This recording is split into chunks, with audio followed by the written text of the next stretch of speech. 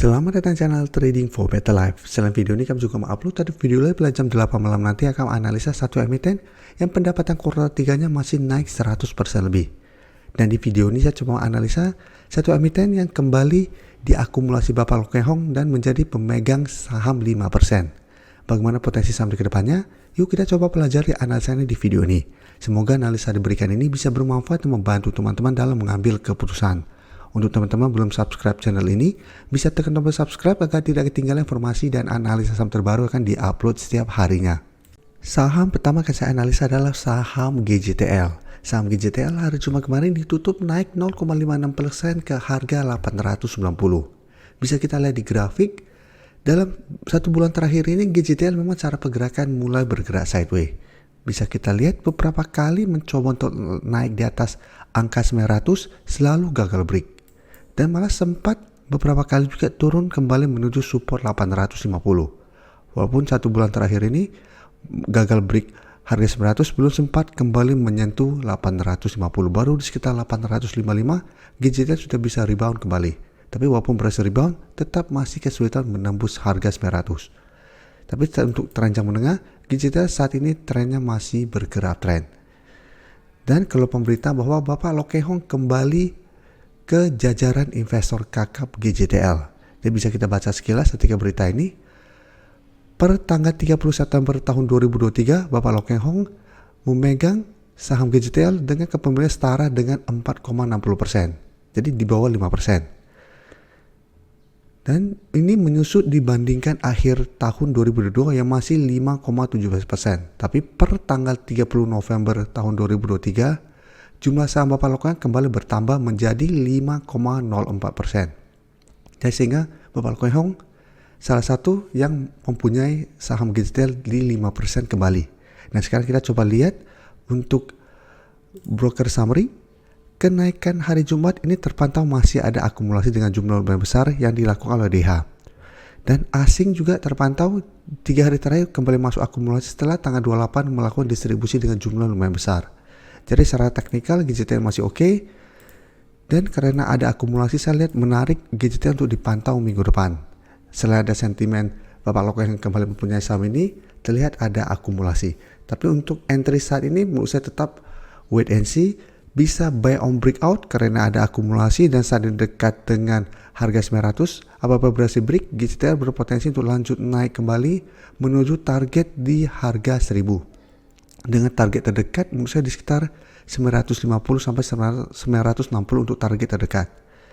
Jadi menurut saya GJTL masih tetap menarik untuk dipantau, bisa buy on breakout atau tunggu kembali di sekitar 850 apabila memang terpantau minggu depan masih gagal break dan terkoreksi. Karena cara pergerakan walaupun terkoreksi GJTL masih oke, masih berada di atas garis EMA 50 yang saat di harga 840 dan di bawahnya masih ada support EMA 150 di sekitar 815. Jadi yang sudah punya saat ini masih sangat layak untuk di hold karena ada sentimen ini. Saya lihat GJTL ada potensi untuk break garis harga resisten di 900 menuju harga 1000 atau sekitar 950 untuk target terdekatnya. Sebelum saya lanjut analisis saham berikutnya, saya ingin memberikan sedikit informasi bahwa saat ini channel YouTube Trading for Better Life sudah mempunyai fitur membership. Jadi fitur membership ini apabila teman-teman mau join, bisa tekan tombol join ini. Bisa kita lihat di sini. Cukup dengan 29.900 atau 30.000 per bulan, teman-teman akan menjadi bagian atau member dari channel YouTube Trading for Better Life. Jadi teman-teman bantu mensupport channel ini. Dan dengan menjadi member, teman-teman akan mendapatkan live streaming setiap hari Minggu pada jam 9 malam. Untuk informasi lebih lanjut, teman-teman bisa pelajari di video ini. Sekarang kita coba analisa saham Bapak Loh Keng Hong yang lain, yaitu BMTR. BMTR dalam 2 minggu terakhir ini memang terpantau mencoba untuk bangkit dari downtrendnya. Sebelumnya sempat opening di sekitar 250, satu naik kembali, mengetes garis EMA 50 atau mendekati garis EMA 50 yang saat ini harga 274, masih gagal break sempat melemah tapi hari Jumat kemarin kembali naik 2% lebih ke 266. Jadi memang jika kita perhatikan harga 260 belum terkonfirmasi break dari daerah supportnya. Jadi walaupun sempat turun ke 250, harga 260 masih berupa support yang lumayan kuat untuk BMTR. Sedangkan resisten EMA50 masih berupa resisten kuat untuk BMTR saat ini. Beberapa kali berhasil rebound tapi mendekati garis EMA50, BMTR kembali melemah dan dibuat turun. Tapi dalam 1 bulan terakhir ini, BMTR mencoba untuk bergerak sideways. Jadi mencoba untuk terbentuk reversal trend. Dan jika kita perhatikan broker summary, pada kenaikan 2% lebih ini terpantau tidak ada akumulasi maupun distribusi. Tapi asing 2 hari terakhir kembali masuk akumulasi saham BMTR. Jadi untuk BMTR, karena saat ini masih sideways, paling aman menurut saya adalah wait and see dulu apabila teman-teman ingin coba entry. Paling aman adalah tunggu BMTR berhasil break garis EMA50 baru coba ikut entry, karena apabila berhasil break, maka BMTR ada potensi untuk mulai reversal. Dan ada potensi untuk kembali naik menuju garis EMA 150 yang saat ini harga 288 sampai 290. Atau apabila teman-teman ingin coba spekulatif buy, karena saat ini support 260 masih lumayan kuat, teman-teman bisa coba tunggu kembali di sekitar 260. Pada saat BMTR mengetes target harga ini masih bisa bertahan dan rebound, masih bisa coba entry di sekitar daerah support ini. Tapi apabila entry di support, pertimbangkan to take profit apabila terpantau BMTR masih kesulitan untuk break garis EMA 50 ini. Kayak cara pergerakan apabila masih gagal break, BMTR secara pergerakan masih akan sideways cenderung downtrend. Sekarang kita coba lihat saham CMB Niaga atau BNGA. BNGA juga cara pergerakan sampai saat ini masih bergerak sideways. Jadi beda dengan saham-saham perbankan lainnya saat ini sudah mulai bergerak naik atau ada yang sudah mulai sangat uptrend, BNGA masih selalu berada di sekitar garis EMA 50 yang saat ini memang masih berupa support untuk BNGA. Jadi untuk garis EMA 50 saat ini di sekitar 1700. Dan untuk resisten kuat masih di sekitar 1750. Karena bisa kita lihat setiap kali mengetes support berhasil rebound, tapi mencoba untuk break resisten 1750 selalu gagal break. Walaupun sempat harga naik di atas 1750, tapi secara teknikal candle belum terkonfirmasi break sehingga kembali melemah menuju support EMA 50. Tapi untuk teranjang menengah BNG masih oke karena masih bergerak sangat uptrend. Dan karena selalu bergerak di range harga 1700 sampai 1750, ini menurut saya masih menarik untuk coba di swing trade. Dan jika kita perhatikan di sini, pada perdagangan hari Jumat tidak naik dan turun, tapi terpantau ini ada distribusi dengan jumlah lumayan besar. Sedangkan asing terpantau 2 hari terakhir masih masuk akumulasi. Jadi untuk BNGA saya lihat masih ada potensi untuk kembali turun mengetes garis EMA 50. Jadi apabila teman-teman ingin coba entry, menurut saya juga masih bisa dipantau.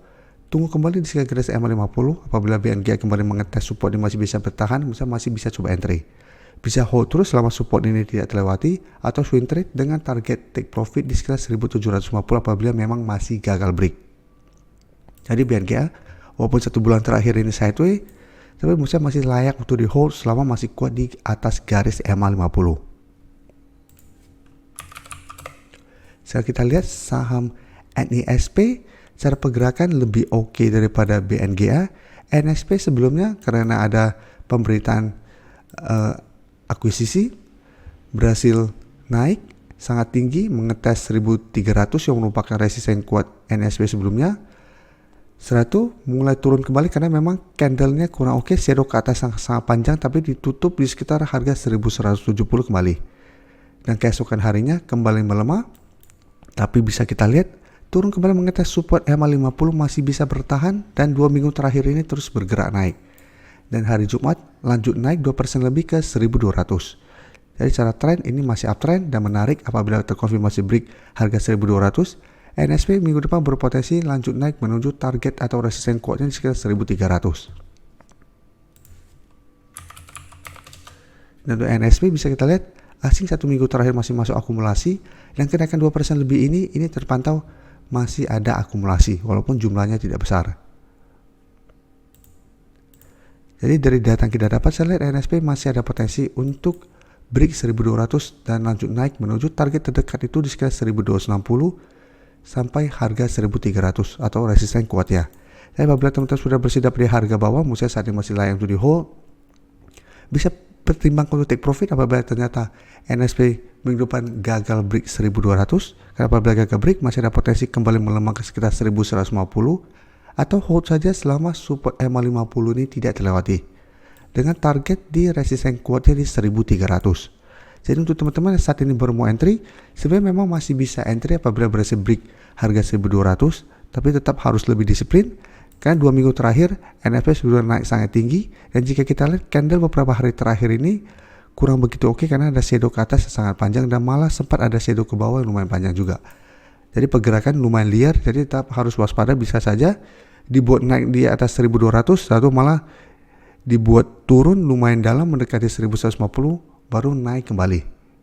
Kan untuk saham ini memang pergerakan jika kita pantau secara teknikal lumayan liar, jadi harus sangat disiplin apalagi yang entry di harga atas. Terima kasih telah menonton video ini. Like dan share video ini bila bermanfaat bagi teman-teman, dan support channel ini dengan cara tekan tombol subscribe agar channel ini bisa makin berkembang dan bisa membantu lebih banyak orang lagi. Terima kasih.